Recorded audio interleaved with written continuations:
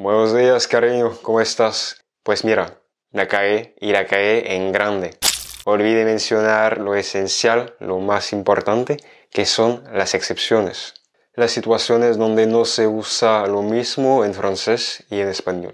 Et oui, j'ai fait une première vidéo sur muy et mucho pour que tu puisses bien les différencier et savoir quand est-ce qu'on dit très et beaucoup en espagnol.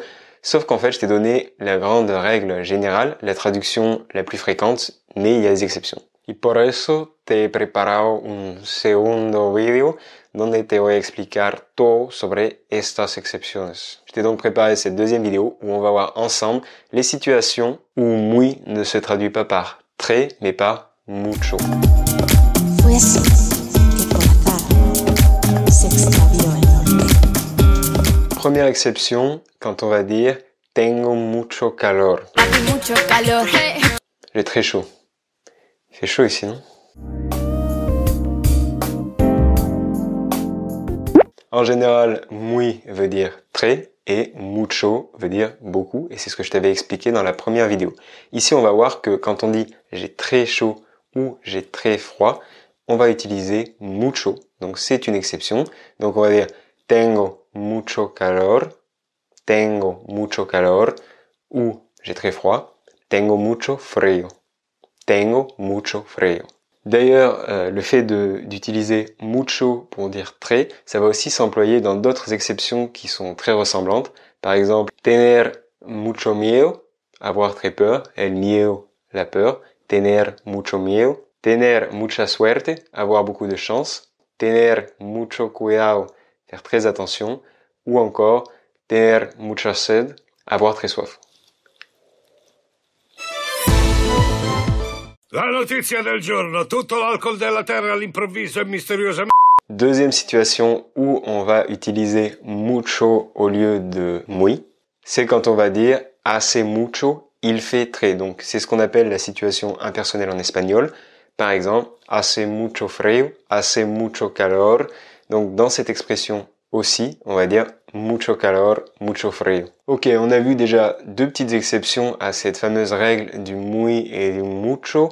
On en voit une troisième, c'est les cas où mucho veut dire bien. C'est dans les phrases où on va dire bien plus qui va se traduire par mucho más. Par exemple, c'est bien plus important, es mucho más importante, es mucho más importante. Ou encore, c'est bien pire que ce que je pensais, es mucho peor de lo que pensaba. Es mucho peor de lo que pensaba. Bien pire.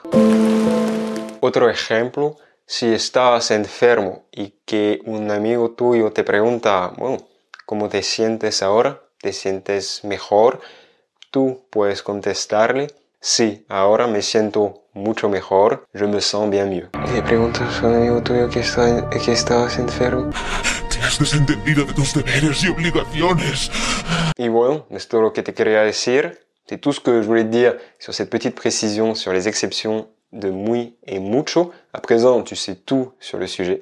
Sabes todo sobre este tema. Et fais bien attention notamment à mucho frío et mucho calor, très chaud ou très froid, parce que c'est une erreur très fréquente que j'ai vue chez mes élèves. Attention, ne pars surtout pas, c'est l'heure de l'exercice pratique. Vamos a hacer juntos un pequeño ejercicio práctico. On va faire ensemble un petit exercice, une petite traduction. Ça va être très simple. Je vais donner une phrase en français à traduire et tu vas le faire dans les commentaires de cette vidéo. Bien sûr, ça va être une phrase qui va utiliser un petit peu les exceptions qu'on a vues aujourd'hui. Attention, prépare-toi à écrire. N'hésite pas à mettre en pause d'ailleurs pour avoir le temps de traduire en espagnol dans les commentaires de la vidéo. La phrase est la suivante. J'ai très peur car c'est bien pire qu'avant. J'ai très peur car c'est bien pire qu'avant. Et voilà, je te laisse traduire ces petites phrases dans les commentaires. Tu trouveras la correction dans la description de la vidéo. Si la vidéo t'a plu, si t'as appris des choses sur muy et mucho, je t'invite à mettre un petit j'aime, un petit me gusta et à t'abonner à la chaîne pour ne manquer aucune autre vidéo. En plus, c'est gratuit. N'hésite pas à aller voir la première vidéo sur muy et mucho pour maîtriser complètement le sujet si c'est pas encore le cas. Et si tu veux aller un petit peu plus loin, si tu veux vraiment apprendre l'espagnol et que tu veux le faire depuis chez toi en autodidacte, je t'invite à suivre la formation L'espagnol tranquille à la maison où tu vas recevoir pendant 5 jours 5 vidéos pour tout simplement progresser, apprendre en autodidacte depuis chez toi. Je te partage tous les conseils qui m'ont permis d'atteindre le niveau C1 puis C2 de l'Institut Cervantes. Donc c'est gratuit, le petit lien est dans la description, il faut juste entrer ton prénom, ton email et tu recevras tout dans ta boîte. Con todos estos consejos espero que tu español vaya a ser mucho mejor. Hasta luego amigo et pura vida. J'ai très peur car c'est bien pire qu'avant. T'as pris que des exemples, mais